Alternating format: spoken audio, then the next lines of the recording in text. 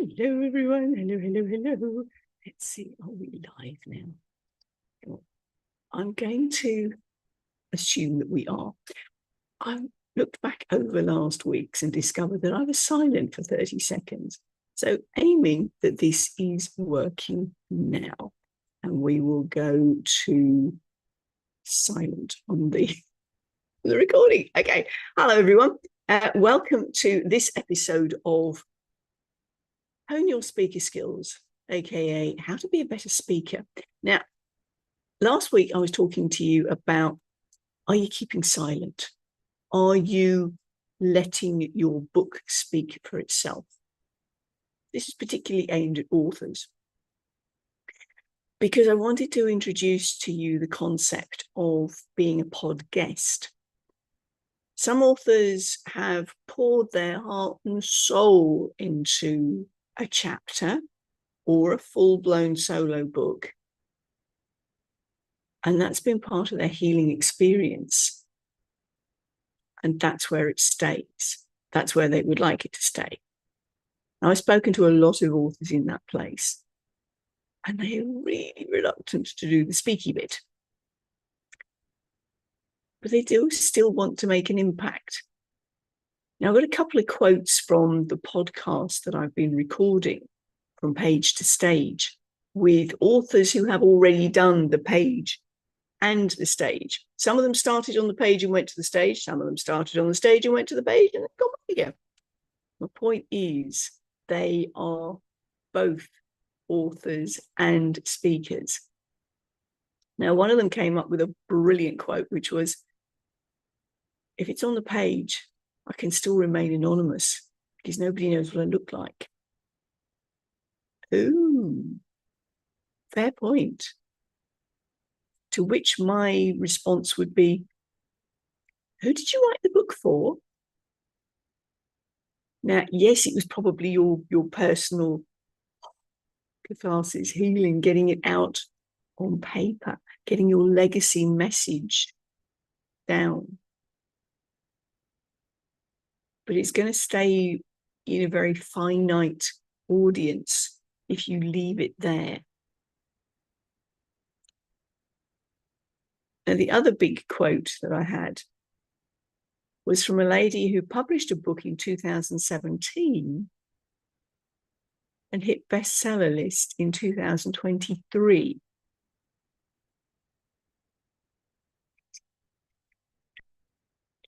Six years later. And that was because she was getting on a lot of shows and talking about her book, talking about what she had discovered, talking about her message.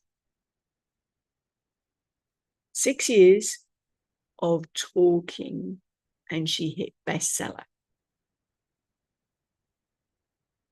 So if you are an author and you're thinking, but who's going to listen to me? I get it.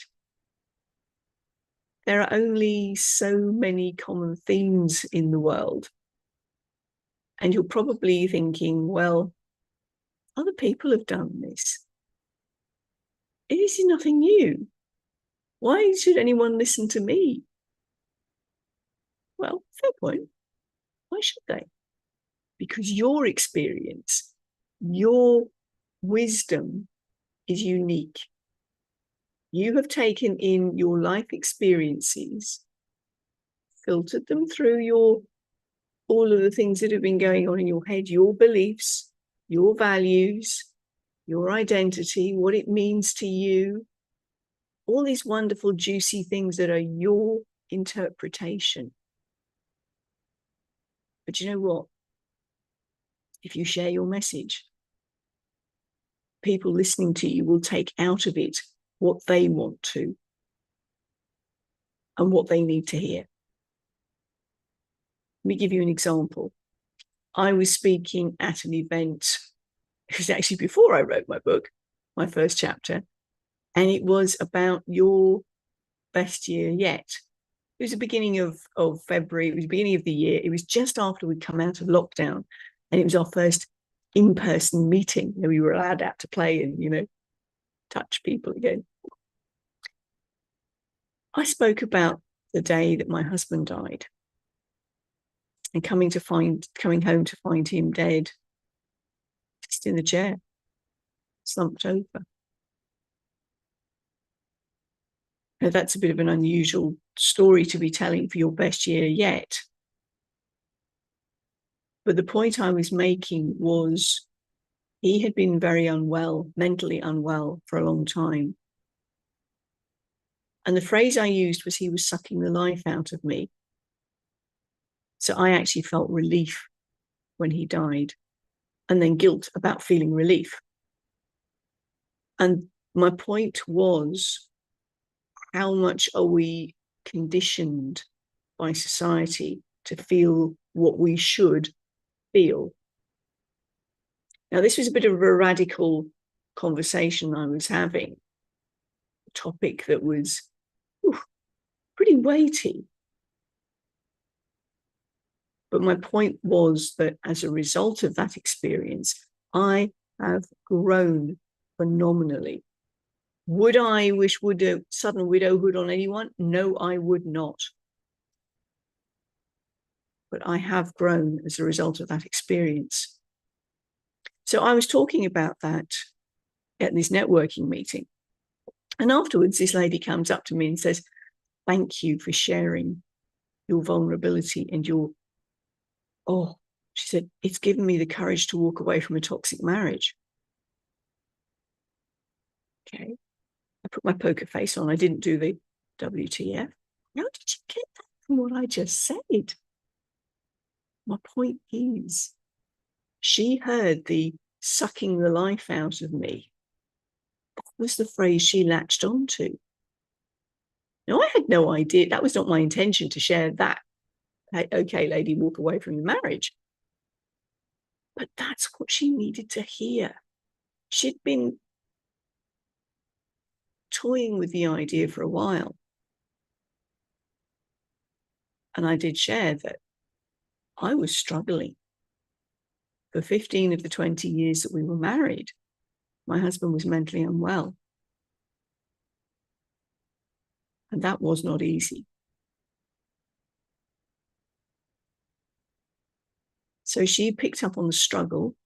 She picked up on the sucking the life out of me and went, yeah, that's my experience.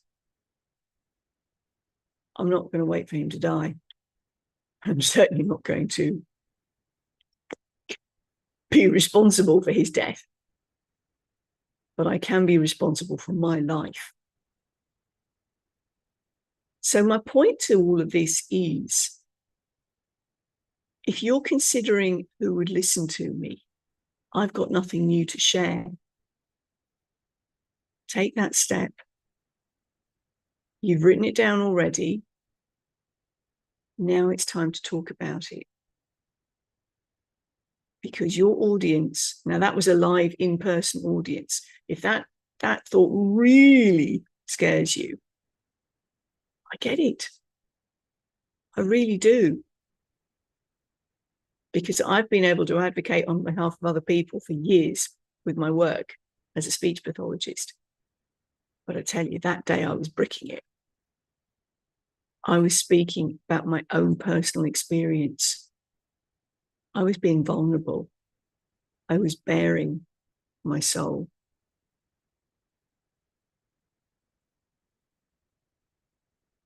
There's an easier way to start off, a more stepped version of how to do it. We'll go this way. We'll have a stepped version of how to do it. And that would be having a one-to-one conversation, wouldn't it?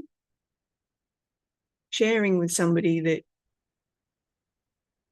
you can share those, maybe not the deepest, those intimate secrets, but you can share the wisdom in a one-to-one conversation. How about being a podcast? How about putting yourself in front of, yes, a camera, but you're only talking to one person, aren't you? Face to face, face to camera. And you've got a lot of influence in that point. because you've got an unseen audience that you're speaking to as well. So that's what I've got for you this week. Consider, who did you write your book for? Who's going to listen to you? Because they aren't going to judge you as a person. You tell a good story, you tell your story and the wisdom that you've gained from it. And everybody else who's listening will put themselves in your position and think, how would I have reacted? There will be some common themes that your, if you will, vehicle for that message will be unique to you.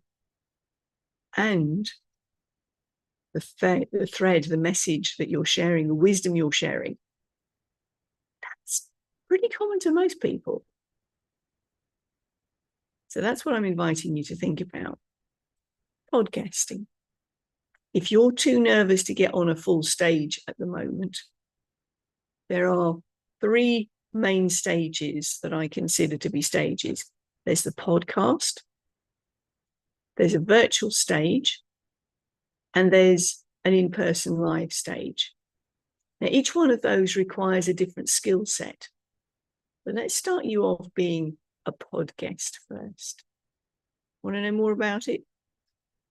Jump onto the podcast from page to stage. Message me below. I can tell you more about it from there. For now, though, bye from me.